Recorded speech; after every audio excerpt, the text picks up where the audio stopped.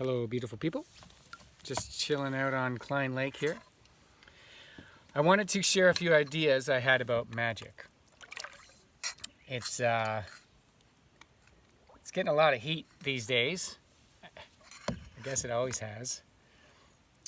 I believe in magic.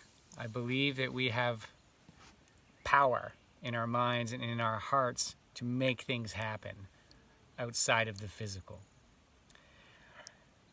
It's hard for a lot of people to hear that and accept that.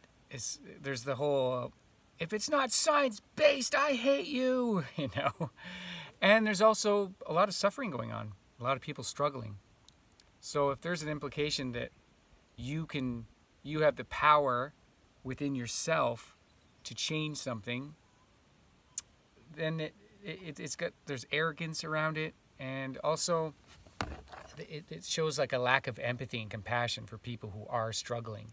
If you were to say something like, you can heal yourself, and they're dying. So it's a touchy subject. It's a touchy territory.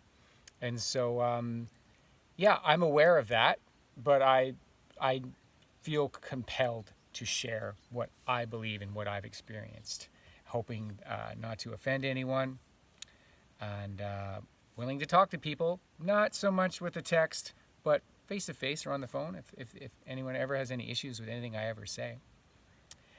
So yeah, magic. What am I even talking about? Well, there's all kinds of magic. You've had dreams that have come true, premonitions, synchronicities. Everyone's had them. I knew a woman who had cancer on her deathbed. As soon as she signed away the rights or was thinking about where her children were going, she healed. Just like that. How can you explain that? How can you explain those synchronicities? I can't really, but they're there. I've witnessed them thousands of times. And so, who cares? Really, right? What does that mean? And for me, I think there's just a responsibility. If we can come to a place where, if we're privileged and lucky enough to be able to come to a place where we can be still and centered and actually make stuff happen with our minds and our hearts, then I think we need to. And I think that everyone has that potential. And yeah, I honestly, for me, it's been my life. And so the old horseshoe in the butt kind of thing, that's me. I was an apprentice with a bunch of, in a shamanistic community, and I won all the games. I was blindfolded, and I found the thing up hanging from the ceiling, bumped my head off it. We had these squares that we were supposed to hop into, long story short, and it was this big, long sort of hop around, and I just danced through it, and you know, and so, yeah, look at me, I'm a hero. Yeah, kinda, not really. My type of magic, I was told, is shit luck. It's what it's called. Things just sort of happen if I can get out of the way. So my journey's been, I've had crippling low self-esteem and major judgment and guilt issues. And so it comes down to, once again, this is what I'm always talking about and sharing about, is working on that kind of stuff. Working on what's causing you to lose energy, what's causing you suffering, taking accountability for it as much as you can. Sometimes it's outside of yourself, but mostly I believe, even if there's suffering that's being caused by, could be something as an aggravating neighbor, you know, or it could be something as serious as a violence, there's still a huge piece of accountability for what you do with it. And so I was told that in order for me to enhance my abilities, I needed to do certain things. And so when we did this test where we found stuff with our eyes closed, the teachers watched us, and they narrow it down to a few different ways. There was like 8 ways of how you can find something with your eyes closed. So some people could feel it. You know, they could feel it, and they just sort of went towards it. Some people could see it, you know, and some people could hear it. And so, like I said, I literally bumped into it. And so I didn't have any of those. So depending on which one you have, you need to work on certain aspects of your life. So for me, it was this. There's quite a few suggestions, but besides working on all my stuff, qigong. So you can imagine, right? I'm very hyper and very ADHD type guy, and so it's like you need to do qigong. And another thing I was told was I need to be more honest. I was kind of like the nice guy who didn't really speak my truth, and yeah, that's my story. And so that was, the more I speak my truth, and as far as that, and that's a cliche too, but like being honest with people around you about what's going on, the elephant in the room or what have you, your feelings, how do you really feel about something? The more I share that, the more energy I get, the more in flow I'm in, then the more power I have. So it's real. It's real. It actually works.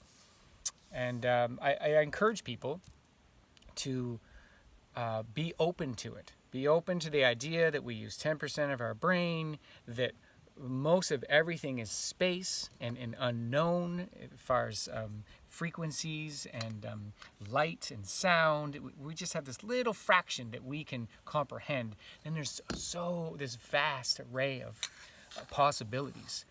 And so I invite people to open up to that, inquire about that. If you're already into it, great.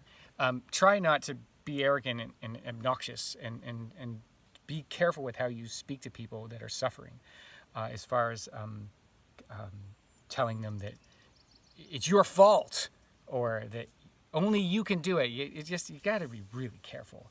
And if you don't believe in any of this kind of stuff, I encourage you. There is science now. Back in the 70s, the Dalai Lama and a bunch of his buddies got together and they're like, how are we going to convince people to meditate? Like, we're trying so hard, and we've got the keeners like myself, like, ah. But then there's the average person that's like, whatever. So they did experiments, tons of them. And all around the world, people have been doing them. And so you don't have to look too far. There's a book called The Power of Eight. And this woman didn't believe. And so she set out to prove that all of this stuff is false, that magic is not possible, and that you can't change something with your thoughts. And she proved herself wrong over and over and over again, that the power of prayer, if you will, that can actually affect the chemicals of someone's body. And the neurotransmitters, and it's a wild ride. It's a wild ride out there, and like I said, it seems like there's a backlash. It doesn't seem like there's definitely a backlash against the whole New Age movement and all the hippie stuff. And I get it, whatever. There's a lot of pretentiousness. There's a lot of arrogance. There's a lot of abuse. A lot of people that get charismatic and get sort of a following turn into idiots. It just happens almost all the time, especially with the men. And I'm sorry. I'm sorry for that. It's not cool. It's ugly. And yeah, at the same time, there's something there. There's something going on. That, these powers that these people have, of attraction or whatever it is. It works for the dumbasses too. You know what I mean? Throughout history, lots of violent people have used these kind of manipulative sort of powers to wield people and their way. And so that's, again, unfortunate. But yeah, all around the world, everywhere you look, every culture has stories and myths and facts and belief systems around it. So if you don't believe in it, again, I encourage you, be open to it. Do a little more research. Look at the coincidences and the synchronicities you have had, and try to imagine that if you became more present and more loving, more grounded, that it's a gateway to having more access to these kind of powers. Okay, enough said. I hope you're all doing well. Peace be with you. It's a wild ride out there. Be good to each other.